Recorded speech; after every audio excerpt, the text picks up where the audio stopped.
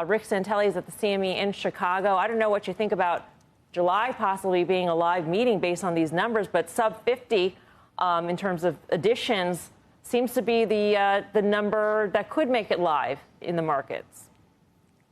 Anything's possible. We'll know shortly. Obviously, it's the big June jobs report. I wouldn't look for this to make an easy more likely. 147,000 jobs.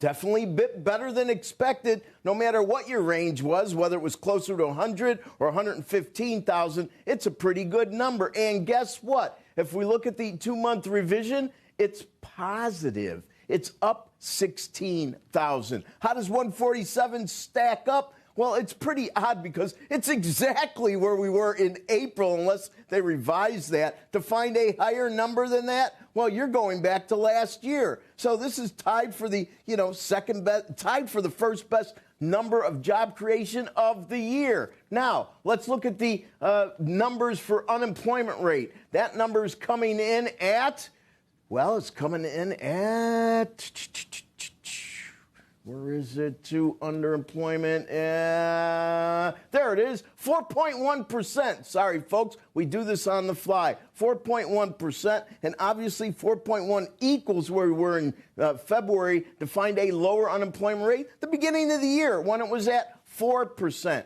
Now, if we look at average hourly earnings, up 0.2. We're looking for up 0.3, and the rearview mirror is up 0.4. Up 0.2 equals where we were in April. To find a lower number, you really have to go back in the Wayback Machine. You're going all the way back to August of 23 when it was up 1/10. So earnings are something to pay attention to. And you see the same dynamic when you look at year over year average hourly earnings. 3.9 rearview mirror, 3.8 expected. Boy, 3.7. How does that stack up? That would be the lowest yearly rate going back to July of just last year when it was 3.6. Now, if we look at the average weekly hours worked, 34.2.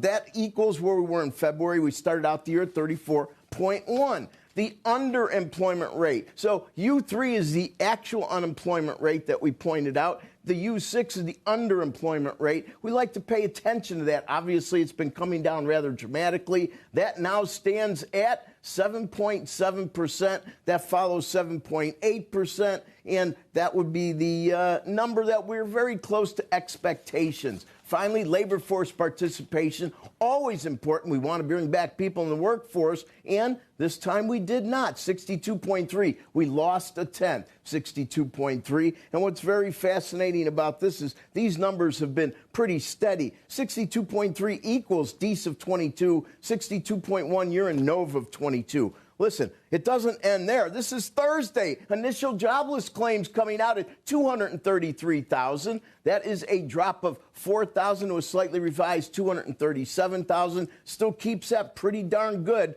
Just like JOLTS, not a bad number for the labor market. ADP seems to be an outlier at this point. And finally, continuing claims coming at 1,964,000. That means it's, 6 consecutive readings over 1.9, basically comping to 2021.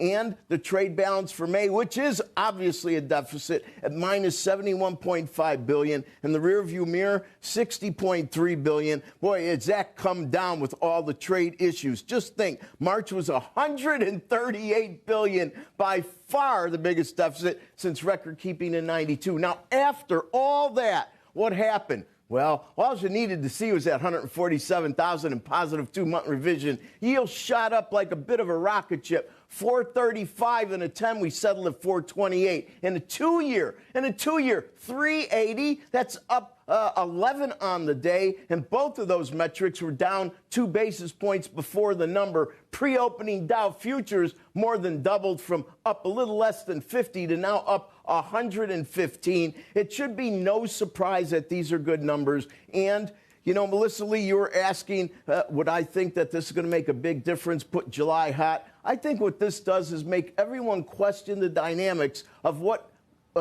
issues are going on in the economy that would need an ease. I understand the president's view. I understand Jay Powell's view. But in the end, it certainly seems as though it's just about right now, considering what's going on with the risk on, risk off in the equity trade. Back to you.